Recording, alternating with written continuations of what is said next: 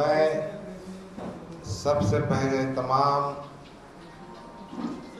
TV channels के हमारे representatives, newspaper के रिप्रेजेंटेटिव्स, यूट्यूब के जिम्मेदार, इन सब का दिल की गहराइयों से शुक्रिया अदा करता हूं कि बहुत ही शॉर्ट नोटिस पर आप लोग हमारे इस पत्रकार परिषद में आए।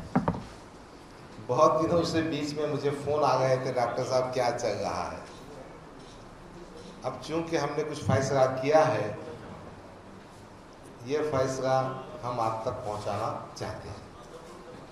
यकीनन मीडिया और तमाम टीवी चैनल्स और यूट्यूब्स ओपिनियन जो होता है, वो जो मैसेज देने का काम करते हैं, मैं आपकी अहमियत से, आपके काम से, दिल की गहराइयों से आपका एतराफ़ करता हूँ, यकीन करता हूँ।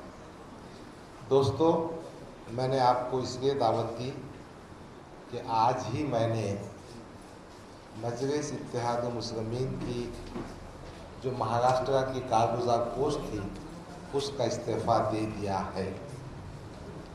मैंने ये इस्तीफ़ा मोहतरम बैरिस्टर असदुद्दीन अवैसी के ईमेल पर, व्हाट्सएप पर डाल दिया है।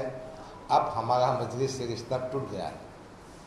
आपके जहन में सवाल पैदा होता होगा कि 10 साल का पुराना रिश्ता कैसे टूट गया, और ये बात क्यों कर पैदा हो गई कि डॉक्टर गफ्फार कादरी मजलिस छोड़कर बाहर निकल गया। ये जो सीक्वेंस ऑफ इवेंट्स है, इसकी जो क्रोनोलॉजी है, वो मैं आपको बताने के लिए इस प्रेस कॉन्फ्रेंस में आपको दावत दी है। बीच में कुछ हमारे साथी नाराज़ भी हुए होंगे, हमारे परवेज भाई नाराज़ हुए होंगे, आप भी नाराज़ हुए होंगे। मैं मीडिया से बात करने को अवॉइड कर रहा था, क्योंकि मैं चाह रहा था बहुत सारी बातें अपने अंजाम को पहुंचने के बाद आप तक पहुंचाऊं। दास्तान तो बहुत पुरानी है, मगर मैं बहुत शॉर्ट में सुनाता हूँ। 2014 में मैंने मजलिस इत्तेहाद मुस्लिमीन को ज्वाइन किया था। 2014 में पार्टी के माध्यम से मैंने चुनाव लड़ा, मुझे 60,000 वोट मिले, और कांग्रेस के जो प्रत्याशी थे उनकी ज़मानत भी जब्त हुई और 3,600 वोटों से हारा। 2014 से 2019 तक मैंने अपनी पार्लियामेंट्री कंस्टिट्यूंसी में बहुत मेहनत की, वोटिंग का परसेंटेज बढ़ाया, और फिर मैंने कोशिश करके वंचित बहुजन अघाड़ी को MIM से जोड़ने का काम किया। और मैंने यह महसूस किया, और मेरा यह मानना है कि इम्तियाज जलील जो खासदार बना 2019 में, ये वंचित बहुजन अघाड़ी के साथ में सोशल इंजीनियरिंग करने के बाद बना। मगर बदकिस्मती से इम्तियाज जलील साहब ने वो वंचित से युति तोड़ दी। उस पूरे प्रोसेस में मैं था, और मेरा ये आज भी कहना है, उस वक्त भी मैंने कहा था, प्रेस में नहीं कहा था, कि कहीं ना कहीं इम्तियाज जलील इस युति के तोड़ने के जिम्मेदार है। अगर वो युति रहती तो हमारे 15 से 20 आमदार चुनकर आते, और सत्ता की चाबी हमारे पास होती। मगर इम्तियाज जलील चाहते हैं कि महाराष्ट्र में कोई भी आदमी उनसे आगे ना जाए। पूरी पोस्टें और हैसियत इम्तियाज जलील के बाप की जाती है, इसलिए कोई और MIM के आमदार ना बने और कोई सत्ता में ना जाए, युति तोड़ दी गई। 2019 में इम्तियाज जलील ने एक और साजिश मेरे खिलाफ की थी। पूरे महाराष्ट्र में समाजवादी पार्टी और MIM का गठबंधन था। देखिए, गोवंडी में अबू आसिम को MIM ने पाठिंबा दिया, भिवंडी में समाजवादी का उम्मीदवार शेख रईस को MIM ने पाठिंबा दिया, और खालिद गुड्डू को समाजवादी ने पाठिंबा दिया। बाइक करा, मैं वारिस पठान को पार्टिंबा दिया।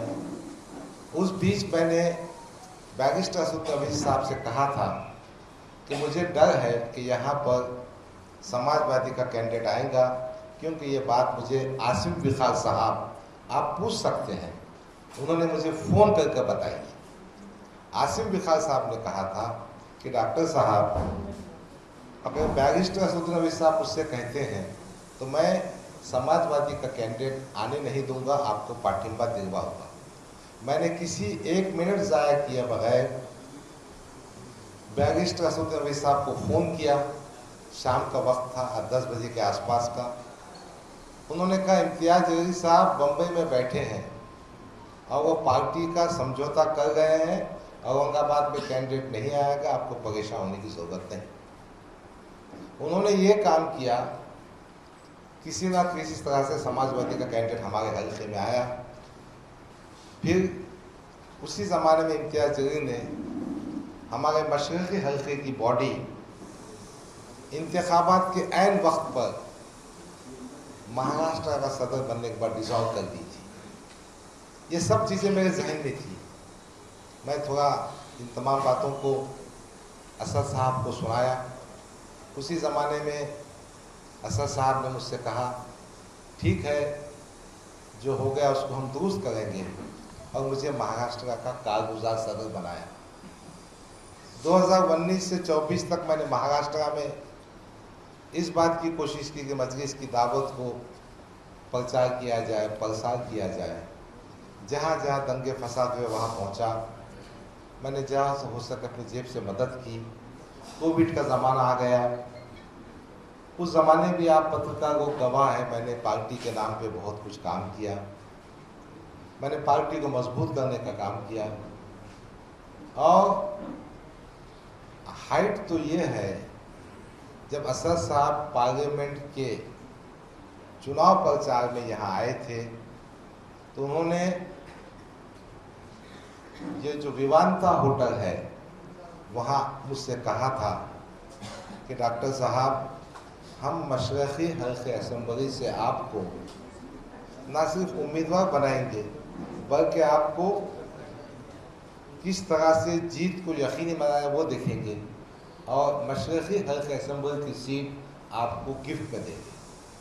और आपने देखा होगा जाते वक्त एयरपोर्ट पे एक फ़ोटो है, असद साहब ऐसा मेरे गलों का हाथ लगा रहे हैं और चूम रहे हैं और कह रहे हैं, डॉक्टर हम तुम्हारी पूरी मदद करेंगे। अभी 2024 के पार्लियामानी इंतखाबात के आखिरी दिन जब असद साहब शाम का प्रचार करके सुबह की फ्लाइट से हैदराबाद जा रहे हैं, हो गई बात। फिर क्या हुआ, औरंगाबाद में वक्फ एक्ट के सिलसिले में एक मीटिंग हुई। उस मीटिंग में असद साहब ने 5 नाम डिक्लेयर किए। अब उसमें से कुछ लोग नए भी हैं, रईस लश्करी, शाब्दी भी काफ़ी जूनियर है, 2 तो सिटिंग एमएलएज है। इम्तियाज़ साहब का भी नाम डिक्लेयर कर दिए। मेरे मन में थोड़ा सा एहसास पैदा हुआ, क्या पार्टी अपने को टिकट देना नहीं चाहती। मैं कश्मकश में था। 21 सितंबर को मैं हैदराबाद पहुंचा। मैं असद साहब की गाड़ी के पास जाकर खड़ा रहा। मैंने असद साहब से गुजारिश की कि सदर मोहतरम, मुझे 3 मिनट 5 मिनट आपसे बात करना है। और फिर मैंने कहा, मैं आपकी गाड़ी में बैठ जाता हूँ, आप आगे जा रहे हैं, जहाँ मेरी बात ख़त्म हो जाएगी मैं उतर जाऊँगा। सदर साहब ने कहा, नहीं, आप शाम में मुशायरे में आ जाओ। अब मुशायरे में ठीक है भाई, जब अकेले में बात है मुशायरे में क्या बात होगी। मैंने उनको बाद में व्हाट्सएप डाला, उनके जवाब भी आए। उसका सारांश ये है कि आपने किस तरह से तय कर लिया कि मशरक़ी हल्के असेंबली से हम आपको उम्मीदवारी दे रहे हैं। How could you come to this conclusion that we are going to make a candidate from Aurangabad east assembly constituency for 2024। मैंने समझ गया कि मेरी बात कुछ ठीक ठाक नहीं है। शाम के मुशायरे में नहीं गया। अलबत्ता सुबह की फ्लाइट से वापस आया 22 तारीख को, सोचते रहा। फिर हमारे अफराद ख़ानदान नज़दीक के दोस्तों से बात कहा, मैंने कहा एक ख़त लिख देते हैं। हमने उसी ख़त की कॉपी आपको दी है, उसका हमने मराठी में भाषांतर भी किया है, ट्रांसलेटर के हाथ से किया है। मेरी मराठी उतनी अच्छी नहीं है, अंग्रेजी का भाषांतर भी ट्रांसलेटर के हाथ से किया है और उसमें तमाम बातों का हमने जिक्र किया है। 23 तारीख के शाम में हमने असद साहब को ईमेल और व्हाट्सएप के ज़रिए ये लेटर को पहुंचा दिया। कोई जवाब नहीं आया। फिर 15 दिन गुजरने के बाद 8 तारीख को हमने तमाम लोगों की मीटिंग की, उसकी रिपोर्टिंग भी आपके सामने है। फिर उस वक्त भी कोई जवाब नहीं आया। हमारी जो चाहने वालों की, जो मुझ पे प्रेम करते हैं, उसमें कुछ उलमाए कराम भी हैं, धार्मिक शख्सियतें भी हैं। भाई तो आधा गिलास पानी होगा। धार्मिक शख्सियतें भी हैं। ये सब लोग आम तौर पर मजलिस इत्तेहाद मुस्लिमीन की तारीफ में रहते हैं, और जब कभी असद अवीसी साहब इस शहर में आते हैं तो यकीनन उनकी मीटिंग करते हैं और उनसे कहते हैं कि हम आपके ख़दमों के पास बैठेंगे इस्लाम सीखने के लिए। तो उनमें से कुछ जिम्मेदार ने कहा, हमारे तशैया के सदर साहब ने हिमायत में हमारे ख़त दिया। ये उलमाए कलाम और कुछ जिम्मेदार लोग असद साहब के मकान पर पहुँचे, जहाँ पर उनको कोई खातिर खा रेस्पॉन्स नहीं दिया गया। मैं ज़्यादा ऐड नहीं करना चाहता, उलमाए कलाम से आप बात कर लीजिए। उसमें से कुछ लोग भी प्रेस कॉन्फ्रेंस में आना चाहते थे, उनको बड़ा डिसअपॉइंटमेंट हुआ। बहरहाल ये बातें होने के बाद अब हमने तय किया कि मशवरे के साथ हम अपने सियासी सफ़र की दिशा को तय करेंगे। 8 सितंबर के बाद हमने मुख्तलिफ साथियों से, मुख्तलिफ हमारे जो ग्रुप्स हैं उनसे बात की, और ये नतीजा निकालने के लिए थोड़ा वक्त लग गया।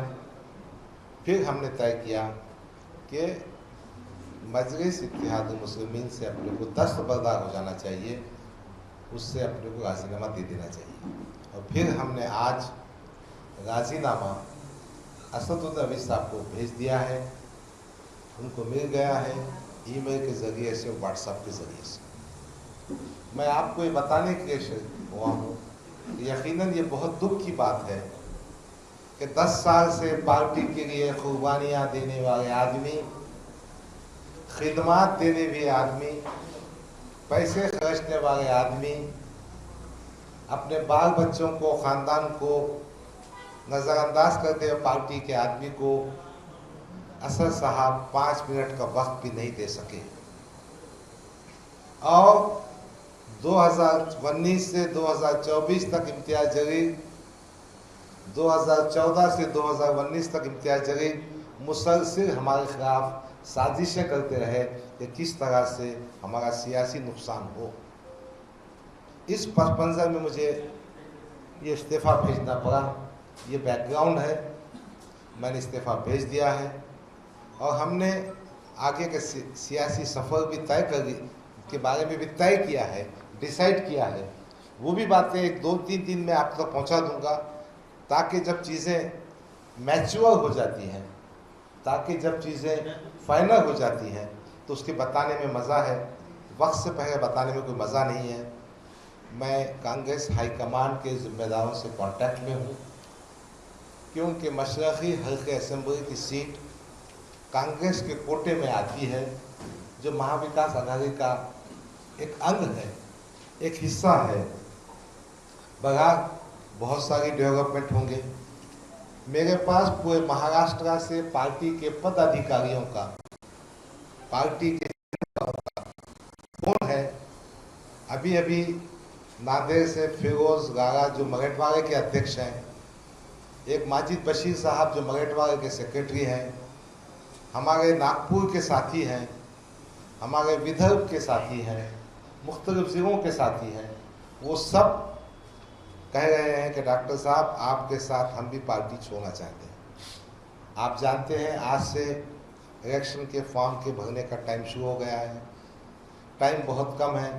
मुझे भी मेरे इंतखाबी सिलसिले में भागदौड़ करना है। इन तमाम साथियों को मैं जमा किया होता, मगर इंशाअल्लाह ताला मेरे इस्तीफ़ा के बाद महाराष्ट्र में काफ़ी पद अधिकारियों के इस्तीफ़ा की बारिश शुरू हो जाएगी, क्योंकि ये सब लोग जानते हैं कि इम्तियाज़ जलील सिर्फ खुद को बड़ा करने के लिए देवेंद्र फडणवीस के इशारे पर मजलिस इत्तेहाद मुस्लिमीन को कमज़ोर कर रहा है। हमारी बदकिस्मती है, it is unfortunate for me कि I cannot explain this thing to Asaduddin Owaisi, और असदुद्दीन अवैसी साहब के कान में जो जहर भर दिया है इम्तियाज़ जलील ने, वो निकालने में नाकाम रहा। बहरहाल ये तमाम बातें आपके साथ शेयर करना थी। मैंने इससे पहले बहुत सारी बातें कही थी, अब मैं आपके साथ सुकून से बैठता हूँ। आपके जहन में जो भी सवाल होगा या मुझे कुछ और कहना होगा तो मैं कहूँगा। यकीनन आप ही के माध्यम से हम जनता में हमारी बात को पहुँचा सकते हैं। एक बार फिर मैं आपका शुक्रिया अदा करता हूँ, और आप में से किसी को जो सवाल पूछना है एक के बाद एक पूछिए। मैं कोई बड़ा नेता नहीं हूँ, मैं बहुत छोटा नेता हूँ और आपके बीच में रहता हूँ, इसलिए आप मेरी बात को खत्म हो दो ना। सवाल पे आ जाता हूँ। आपने जो आरोप किया है कि इम्तियाज जलील हे देवेंद्र फडणवीस यांच्या इशाऱ्यावर नसतात, तर इशारे कशा कशा स्वरूपाचे असतात, आतापर्यंत किती वेळा इशारे केले गेलेले आहेत आणि त्याच्यातून काय काय झाले आतापर्यंत? देखो, जिस हल्के असेंबली से मैं इलेक्शन कंटेस्ट करता हूँ वहाँ देवेंद्र फडणवीस का चहेता अतुल सावे इलेक्शन लड़ता है। अभी 2019 में युति जो टूटी, मेरा मानना है कि देवेंद्र फडणवीस साहब की मदद करने की युति टूटी।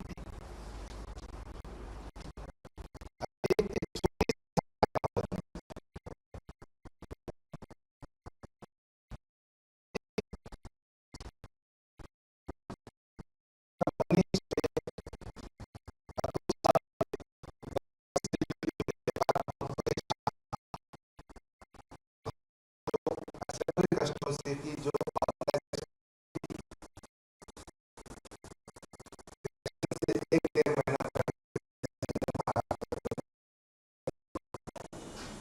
ऐसी क्या अड़चन थी इम्तियाज जलील को रिजॉल्व करने की?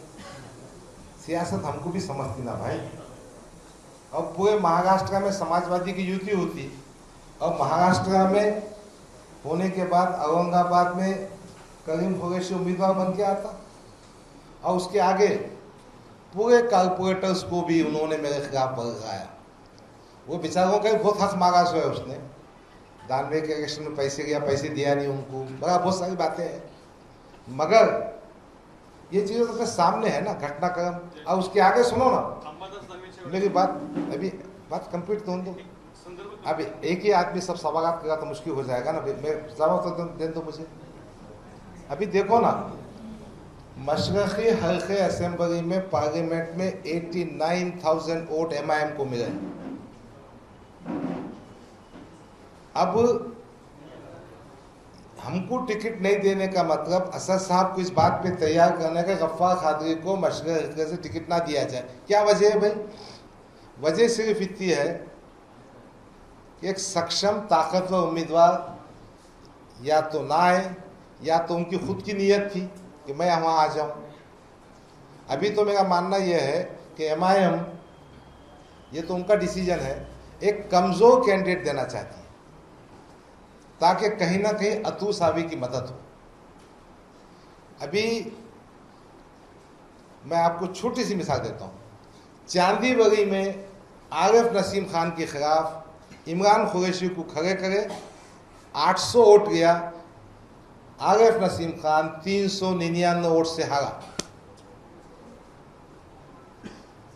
अभी कामठी में जो बावन कुरे साहब की कंस्टिट्यूंसी 2019 में आएगा, शकीबुर रहमान बैठा था मैं यहाँ, नहीं वो कामठी में रहता है, आएगा वो, प्रेस में भी आके कहेगा।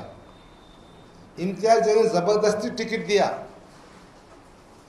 ताकि कामठी की सीट, मेरा आपके माध्यम से कहना है, ये अपने आप को शाहगंज का टावा बहादुर बोलता ना इतना, अगर तेरे में दम है जा फडणवीस के खिलाफ साउथ वेस्ट नागपुर से चुनाव है, नांदेड़ चुनाव की क्या बात करेगा। मगर हमारे मोहतरम इम्तियाज जलील साहब कहीं ना कहीं देवेंद्र फडणवीस की हिमायत का काम कर रहे हैं। मैंने तो इससे पहले भी कहा था कि हम में से किसी का फ़ोन तो उठाते नहीं, मदद तो करते नहीं, उनकी मदद करते हैं। बड़ा बहुत इंस्टेंसेस है भाई। भाई हमारी कोशिश चल रही, इंशाल्लाह हो जाएगा। इलेक्शन तो वहीं से करेंगे भाई। नहीं सुनो, ये दानवे साहब का, अंबादास दानवे का जो विधान परिषद का चुनाव था ना, तो मेरे पास कुछ कारपोरेटर्स पहुंचे थे। उनकी शिकायत ये थी ये पट्टे ने होलसेल में सौदा करके रख दिया। आओ सुनो ना, मुझे एक्सैक्ट फिगर नहीं मालूम। और वो जो कारपोरेटर्स की तड़तड़ाहट थी, उनकी जो परेशानी थी कि उनको उनका हिस्सा नहीं मिला। भाई इस शहर में आप रहते हैं ना, अंबर के जो कुलकर्णी साहब, उन्होंने भी चुनाव लगा था, उनका भी पैसा होलसेल में जमा किया। एक काम है, पैसा जमा करने में हमारा इम्तियाज जलील सबसे आगे है। अब आप पत्रकार हो गए, आपको थोड़ा दुख होता होगा, बगैर ये सब बातें थी, समझ में ही आता है कि इन तमाम बातों के साथ साथ वो हमको और ख़ासतौर पे पार्टी के उन लीडरों को टारगेट कर रहे हैं जो कभी सियासी खत्म उनसे आगे जा सकते। नहीं सुनो, आप कहाँ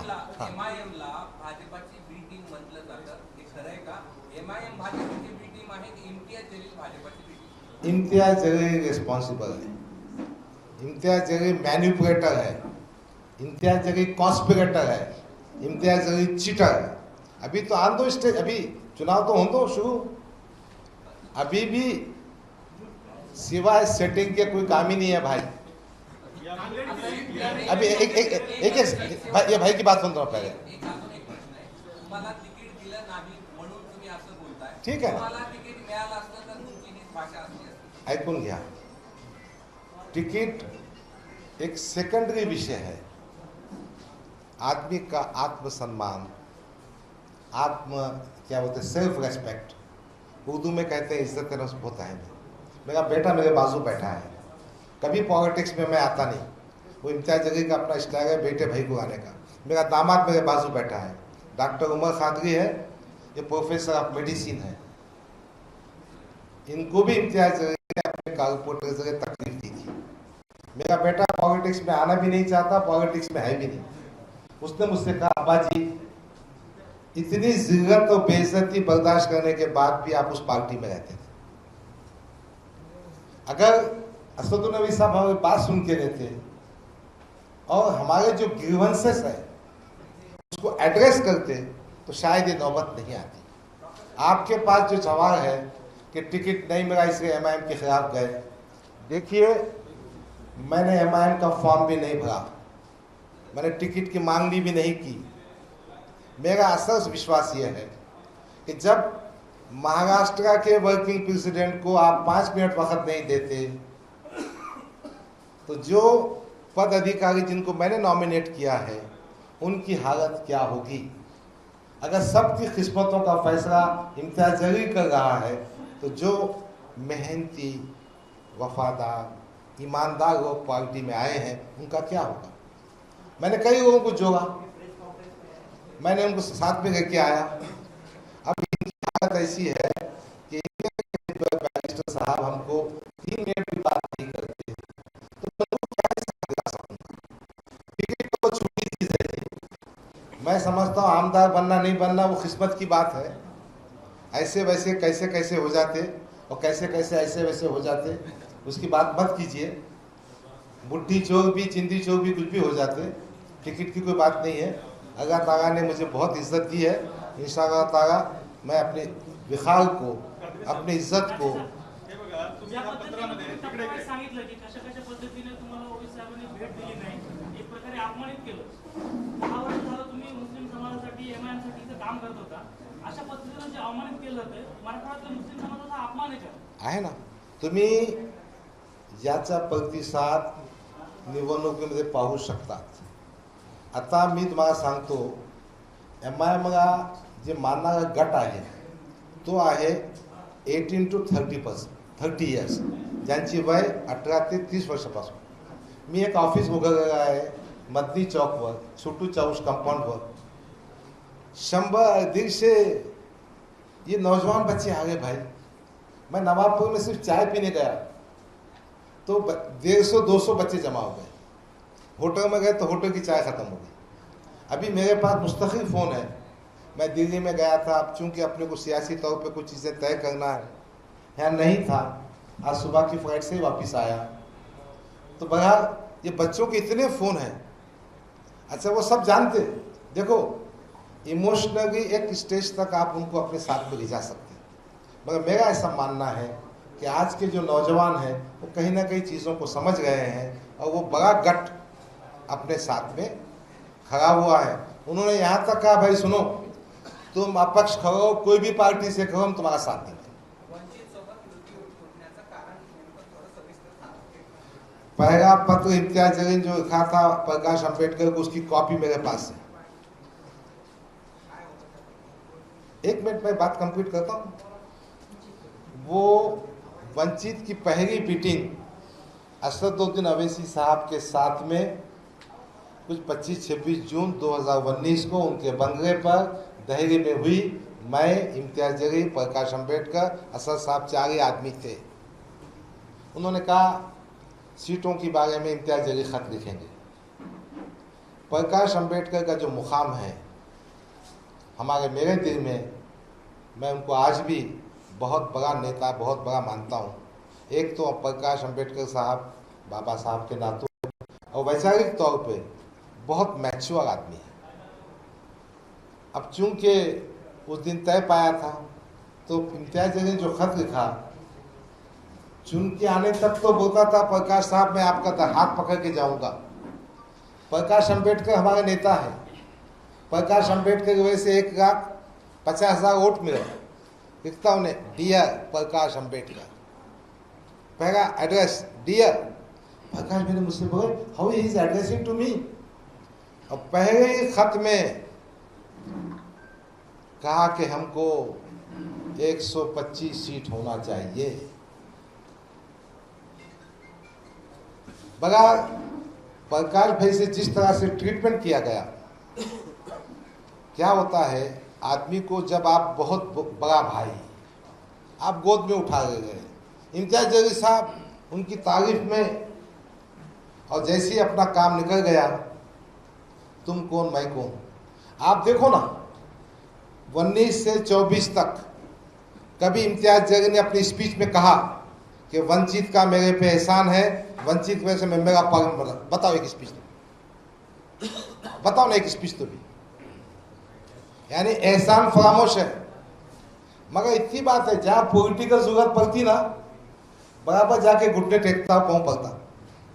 देखो, मराठा रिजर्वेशन के बारे में मराठा क्रांति मोर्चा निकला था और कई मोर्चे निकले थे. ये मेंबर ऑफ असेंबली था, इसने पार्लियामेंट में भाषण किया था. मराठा क्रांति मोर्चे में जो मोर्चे चलाने वाले लोग हैं, वहाँ फॉर्चूनर गाड़ी है, वहाँ लैंड क्रूजर है, इनको क्या रिजर्वेशन की जरूरत है. असेंबली का भाषण देख लो जी. फिर बॉम्बे हाई कोर्ट में याचिका दाखिल किया था कि मराठों को रिजर्वेशन नहीं मिलता, और आज जगंगे पाटिल के पास जाके पाँव पड़ गया है. जगंगे पाटिल साहब बहुत अच्छे इंसान है, उनको तमाम चीज़ें समझती है. तो ये है हमारे इम्तियाज जलील का स्टाइल. गफ्फार खानगी के बगैर पार्लियामेंट की कोई सभा कंप्लीट नहीं हुई.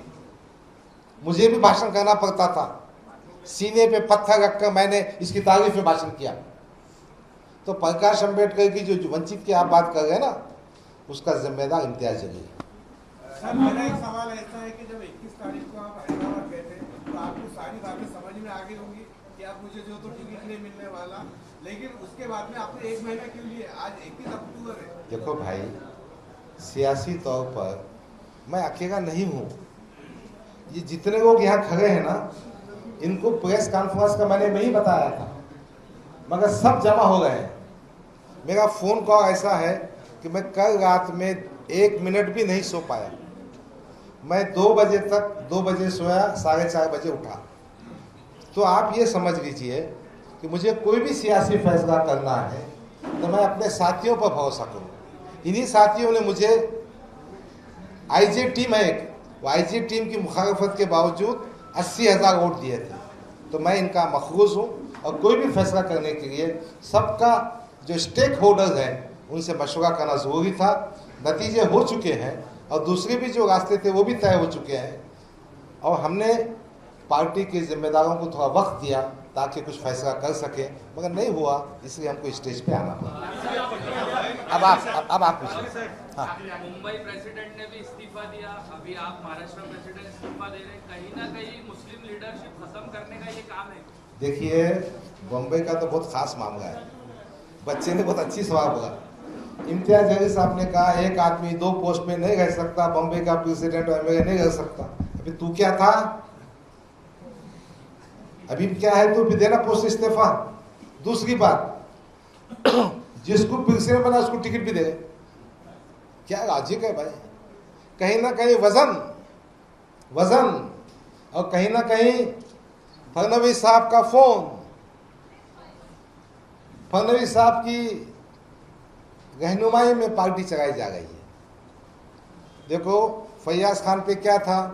आप या तो प्रेसिडेंट रहो या तो आमदार का चुनाव रहो। फैयाज ने दोनों भी छोड़ के चले गया। उसके बाद रईस लश्करी को बनाया अध्यक्ष और उसका टिकट औरंगाबाद में साहब ने डिक्लेयर भी कर दिया। ये पार्टी सुप्रीमो है और इम्तियाज जलील की चलती है। इम्तियाज जलील पोस्ट पे नहीं है। फिर जो कानून फैयाज को अहमद खान को था वही कानून इम्तियाज जलील को होना चाहिए। बहुत सही बात है आप, बहुत सही।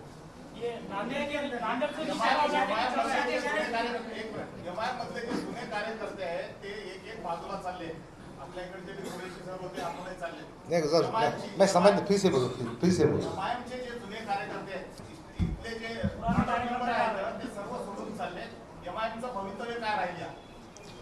अब भविष्य तो समझ में आ जाएगा।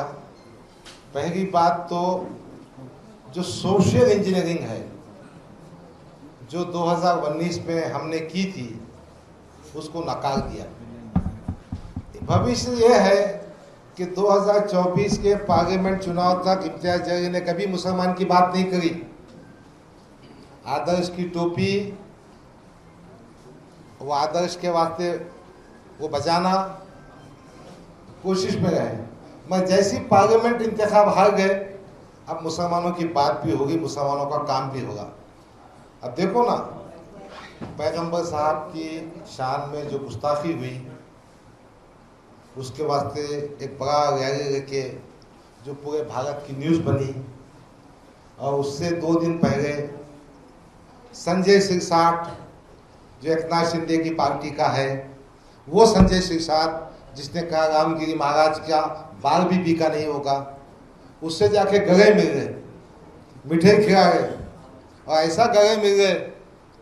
अगर कोई मुसलमान अपने धार्मिक पैगंबर मोहम्मद सल्लल्लाहु अलैहि वसल्लम की जो इज्जत पे छींटे उछालेगा, देखना पसंद नहीं करता, ये तो उसके घर को जाएगा, मिठाई भी खाएगा, गले भी मिलेगा, चिटकगा भी। बड़ा जान दीजिए नैतिकता के बारे में आप इसमें ज़्यादा कहना नहीं चाहता।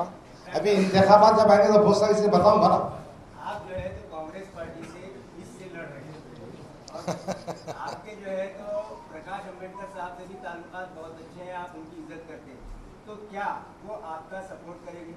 देखिए, वहाँ से अपना कैंडिडेट डिक्लेयर करते हैं। अभी तो भैंस पानी में है। अभी कांग्रेस पार्टी का अगवा अपने को अपनी एंट्री भी नहीं हुई। अपन ने पार्टी की एक रिजर्वेशन दिया है, इसलिए दिया है कि उस पार्टी में एंट्री करने का है। उसके बाद वहाँ की जो हाई कमांड है या महाराष्ट्र की जो हाई कमांड है वो अपने टिकट का तय करेंगे। जब उम्मीदवार बनेंगे तो भी प्रकाश भाई के पास जाके अपन मदद की बात करेंगे। इसलिए आपका जो सवाल है ना वो जवाब आएगा इंशाल्लाह कभी ना कभी। डॉक्टर साहब, ये जो आपने बताया ना कि देवेंद्र फडणवीस की कौन भी ऊपर सब हो रहा है, ये नांदेड़ में जो इम्तियाज भाई आप इलेक्शन लड़ने जा रहे हैं वो भी देवेंद्र अरे फडणवीस। क्या बेकार बात कर रहे तुम। अरे ये फेकम फाका मास्टर है जी, तुम क्या है तुम, ये कागज का शेर है, ये ढीगा ढागा है, ये कुछ काम का नहीं है। 22% मुसलमान है पार्लियामेंट कॉन्स्टिट्यूंसी में।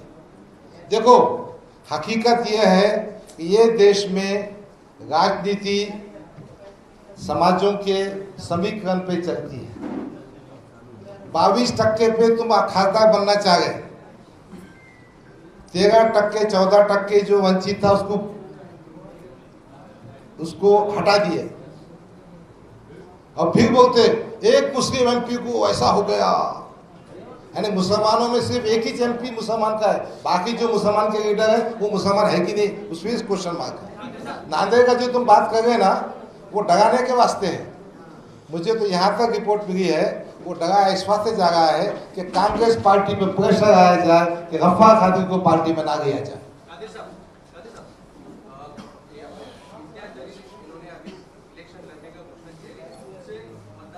अरे वो सिर्फ मैं समझ गया। वो अगर पूर्व से लड़ते तो आप भी पूर्व से लड़ते तो आप अरे मेरी तो इच्छा है, आजा बेटे सामने, दूध का पानी करूंगा मैं।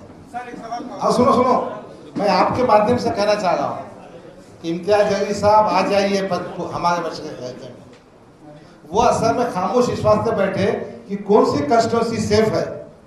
एमआईएम का कोई चुनकिया होकर नक्को भाग में जाओ, इसको आमदार बनने का है बस। डॉक्टर साहेब, जर काँग्रेस तिकीट देत नाही तर तुमची पुढची रणनीती मी काय? नंतर सांगेन. ऐका. नाही हा प्रश्न असा आहे, ऐका ना. हा पॉलिसी प्रश्न पूर्ण होऊ द्या. जर काँग्रेसने तिकीट नाही दिलं तर पुढची रणनीती काय असणार? कारण की तुम्ही जर अपक्ष किंवा दुसऱ्या पक्षाकडून जरी लढला तर सरळ भाजपला मदत होते, तुम्ही भाजपवर आता आरोप करताय. देखो बात ये है, इंतखाब करना हुए तो हमने तय किया है। अभी हम कांग्रेस के पास इस उम्मीद से है और बातचीत हो रही है कि हमको टिकट दिया जाएगा। और ये बात भी बिल्कुल सही है कि इलेक्शन जीतने के वास्ते करने का है, किसको जिताने के वास्ते नहीं करने का है। और आप देखेंगे इंशाअल्लाह ये इलेक्शन हम जीतने के लिए करेंगे, पूरी ताकत से करेंगे। इंडिया के अंदर पार्टी आपकी बीजेपी चलाती है, अमित शाह चलाते हैं। ये सवाल बहुत बड़ा सवाल है।